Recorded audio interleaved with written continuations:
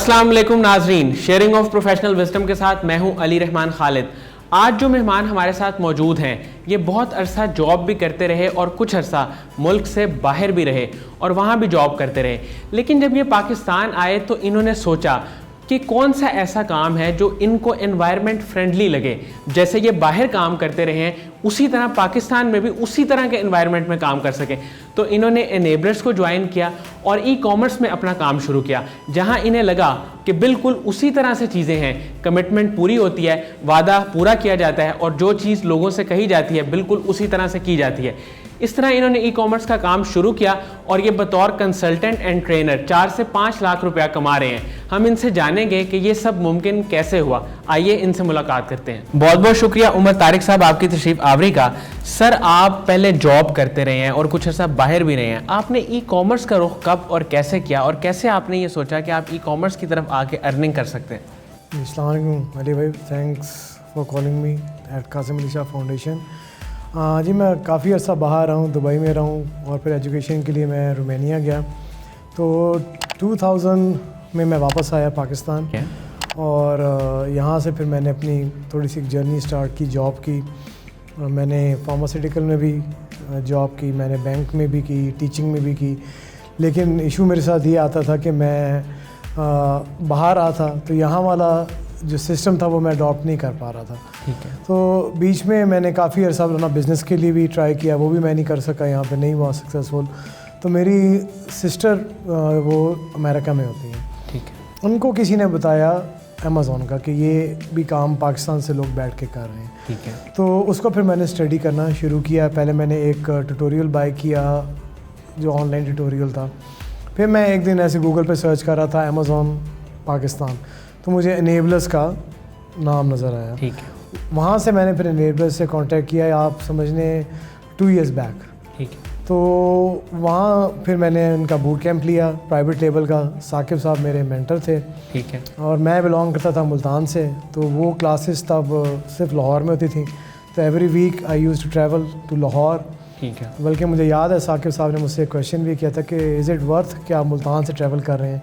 तो उस वक्त तो मैं चुप कर गया, मैंने कहा जी लेट्स सी। लेकिन अब आज जिस पोजीशन पे हूँ तो मैं कहूँगा जी इट वाज वेरी वर्थ कि मैं हर हफ्ते ट्रैवल करता था, यहाँ आता था और अब मैं जहाँ पे स्टैंड कर रहा हूँ जस्ट बिकॉज ऑफ एनेबलर्स ही है वो। सर, ई कॉमर्स की फील्ड का जो सबसे बड़ा चैलेंज है, ये जो सबसे ज़्यादा आप कह लें कि मुश्किल काम है, वो क्या है? वो क्लाइंट्स को ग्रैब करना है या प्रोडक्ट हंटिंग है, प्रोडक्ट सोर्सिंग है? सबसे ज़्यादा मुश्किल काम कौन सा है?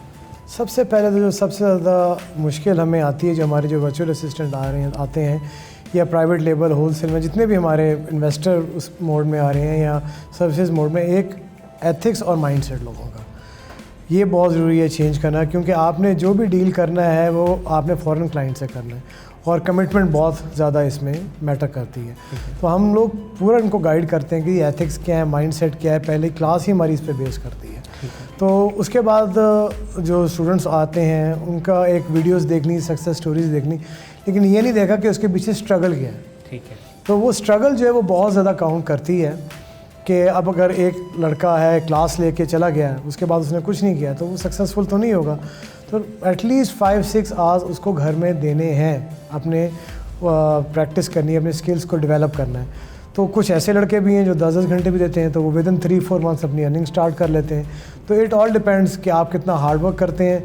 हाँ, मोटिवेशन लेवल भी डाउन हो जाती है, लेकिन हम उनको मोटिवेट करते हैं। हमारी सपोर्ट है जो एक लाइफ टाइम सपोर्ट है और मतलब हमारी तरफ से उनको एक पूरा पुश मिलता है। लेकिन ये कि एट दी एंड उन्होंने अपने साथ सिंसियर होके और खुद हार्ड वर्क करना है और उसका फिर उनको रिजल्ट मिलता है। सर, आपने बतौर वर्चुअल असिस्टेंट काम किया या आपने डायरेक्टली कंसल्टेंट और ट्रेनिंग की तरफ आ गए?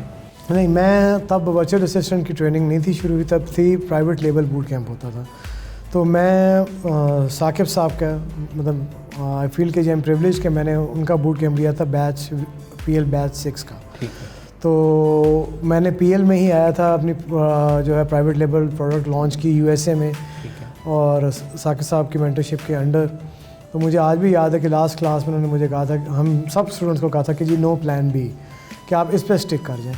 तो बीच में बड़े हर्डल्स आए, बड़े प्रॉब्लम्स आए और डिलेज़ भी आए किसी रीज़न्स की वजह से, लेकिन बस यही है कि वो एक बात है कि नहीं, अब इस फील्ड में मैं आ गया हूँ ई कॉमर्स में। और 2 इयर्स बैक एक नई चीज़ थी तो बड़े लोग कहते थे पता नहीं ये क्या कर क्या रहा है, कि मेरे अपने फैमिली वाले कह रहे थे पता नहीं ये क्या चीज़ है, किस चीज़ के पीछे भाग रहे हैं और क्या है। तो मैंने किसी की नहीं सुनी, मैं कहा नहीं, मैंने इस पर जो है लगे रहना है, कोई ना कोई रिज़ल्ट मुझे इंशाल्लाह अल्लाह ताला देगा। तो अल्लाह का शुक्र है। अब सर, जो लोग ई कॉमर्स की फ़ील्ड में आना चाहते हैं और वो ज्वाइन भी कर लेते हैं, लेकिन उनको EVS की वीडियोस देख के कुछ समझ नहीं आती, बसा औकात बूट कैंप ज्वाइन करके भी उनको ये समझ नहीं आ रही होती कि हमने प्रोडक्ट हंटिंग किस तरह करनी है, क्लाइंट्स को कैसे मैनेज करना है, तो वहाँ पे आपको क्या लगता है सबसे बड़ी गलती वो क्या करते हैं? एक्चुअली हमने जो न्यूबीज़ आते हैं उनको पूरा हमने एक सिस्टम बताया हुआ है, हमने बाकायदा वीडियोस रखी हुई हैं कि आप ये वीडियोस फॉलो करें, और हमारे VA में आने से पहले आप EVS की एक्सेस ले लें जो फ्री ऑफ कॉस्ट दी जाती है।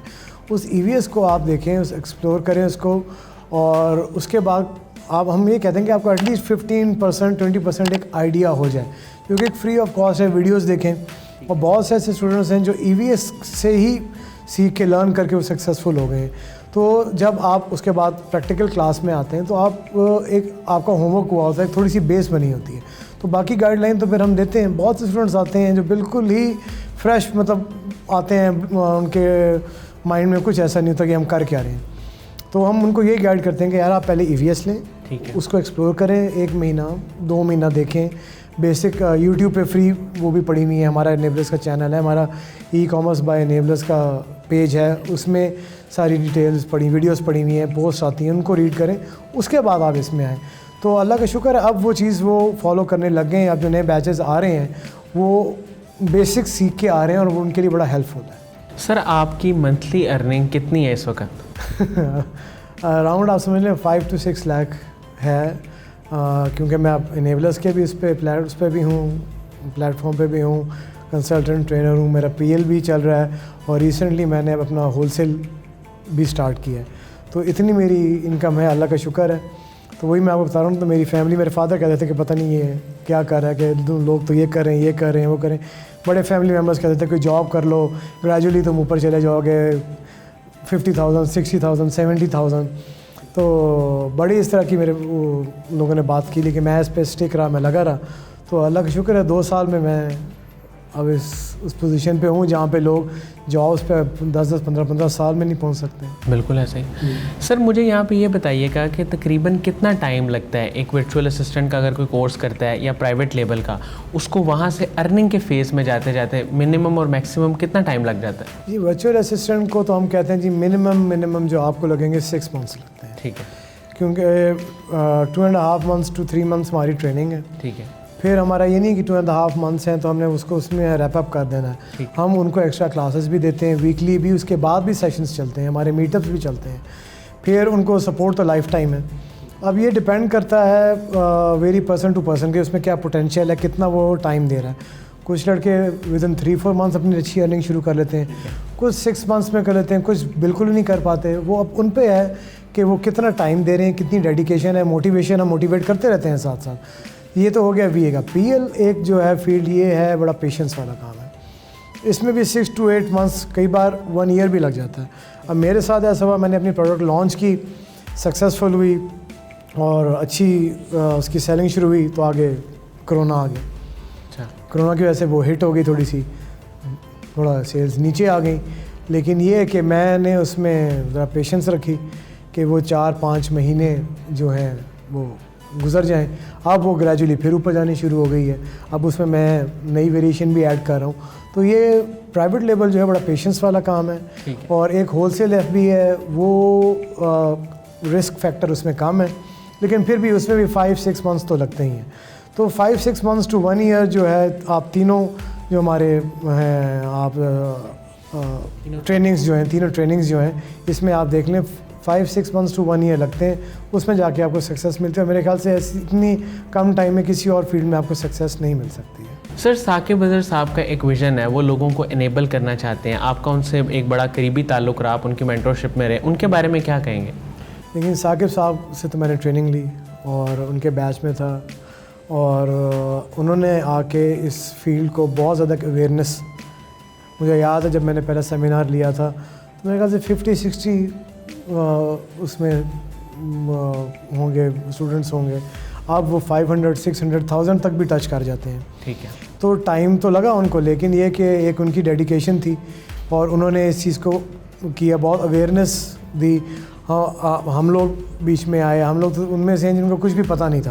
ठीक है। अब तो बहुत उन्होंने मटेरियल प्रोवाइड कर दिया है, हमारे फेसबुक पेजेस हैं, EVS है, बहुत कुछ है। तो फिर उसके बाद जो उन्होंने VA लॉन्च किया कि जो लोग इन्वेस्टमेंट नहीं कर सकते जी। वो सर्विसेज में आ जाए। हमारे यंगस्टर्स हैं, मेरे वैसे स्टूडेंट्स भी हैं जिन्होंने MPhil किया हुआ, उनको जॉब्स ही नहीं मिलती हैं। बैंकर्स हैं, मैकेनिकल इंजीनियरिंग की हुई है, इलेक्ट्रिकल इंजीनियरिंग की हुई, वो कहते हैं जी हमें 25-30 हज़ार की स्टार्टिंग जॉब मिलती है। तो ये उनके लिए एक बहुत ज़बरदस्त है कि ये प्लेटफॉर्म है, आएँ यहाँ से घर बैठ के अर्निंग करें और आराम से इजीली $400-500 तो बहुत इजी है अर्न करना आफ्टर 6 मंथ्स। लेकिन वो 6 मंथ्स जो हैं उसका प्रॉपर्ली वो यूटिलाइज़ करें। ठीक है। तो ये एक साकिब साहब का विज़न है जो आगे हम लोग भी इसको लेके चल रहे हैं। अब हम लोग जैसा सक्सेसफुल हुए हैं, हमें उनकी सपोर्ट मिली है, तो आगे हम भी अपने स्टूडेंट्स को वही सपोर्ट दे रहे हैं। और मतलब हमारी तो सपोर्ट ऐसी है कि रात के 12-12 बजे 2-2 बजे तक हम वो सपोर्ट दे रहे होते हैं। सर, बतौर कंसल्टेंट एंड ट्रेनर आप काम कर रहे हैं, तो मुझे ये बताइएगा कि इसके एनेबलर्स के जो ग्रुप हैं या ई-कॉमर्स के डिफरेंट ग्रुप्स हैं, उसमें सबसे ज़्यादा लोग क्या सवाल पूछते हैं और आप उसका क्या जवाब देते हैं? आजकल तो जी सबसे ज़्यादा जो इशू आ रहा है वो पाकिस्तान जब से अप्रूव कंट्रीज़ में आ गया वो अकाउंट ओपनिंग का है। जी। तो मेरा तो उनको एक मशवरा है कि अभी तरह अकाउंट ओपनिंग को होल्ड पे रखें, क्योंकि अभी क्लैरिटी नहीं आई है चीज़ें। हम उस पर, हमारी एक टीम है R&D टीम, तो वो उस पर वर्क कर रही है कि हमें क्या क्या डॉक्यूमेंटेशन चाहिए, क्योंकि अभी भी 90% केस जो है रिजेक्शन हो रही हैं। तो हमने उनको अभी भी ये बोला है कि जिस तरह पहले आप अकाउंट बना रहे थे, UK राउट से जा रहे थे, अभी भी वो करें, यहाँ पे क्लैरिटी आ जाए, उसके बाद आप अपनी अकाउंट ओपनिंग जो है वो शुरू करें। अभी तो आजकल जो सबसे ज़्यादा बड़ा इशू है वो ये है। और फिर वो उनका सबसे एक जो इशू आता है वो बेसिक्स हैं कि हम भी बताते हैं, लेकिन ये है कि बेसिक क्वेश्चंस भी होते हैं, प्रोडक्ट हंटिंग के बारे में भी हो जाते हैं, फिर आगे लिस्टिंग ऑप्टिमाइजेशन हो गई, PPC हो गई, फिर डिफरेंट सेगमेंट्स जो इसके हैं रिलेटेड टू प्राइवेट लेबल या होलसेल या VA, वो उनके क्वेश्चंस आते हैं। तो उसमें हमारी एक टीम है 60 सेकंड टीम, वो रिप्लाई करती है, हम लोग भी उस ग्रुप में हम भी रिप्लाई करते हैं। मतलब जिसको वो एज फास्ट एज जिसको भी वो क्वेश्चन नज़र आया उसने उसका रिप्लाई कर दिया, नहीं तो जो पुराने स्टूडेंट्स हैं वो भी सपोर्ट करते हैं। बहुत बहुत शुक्रिया उमर तारिक साहब आपकी तशरीफ़ आवरी का। नाज़रीन, मुझे उम्मीद है कि जो लोग ई-कॉमर्स के बारे में जानना चाहते हैं उनके लिए इंटरव्यू इंतहाई मुफीद साबित होगा। बहुत बहुत शुक्रिया, अपना बहुत ही ख्याल रखिएगा। अल्लाह हाफ़िज़।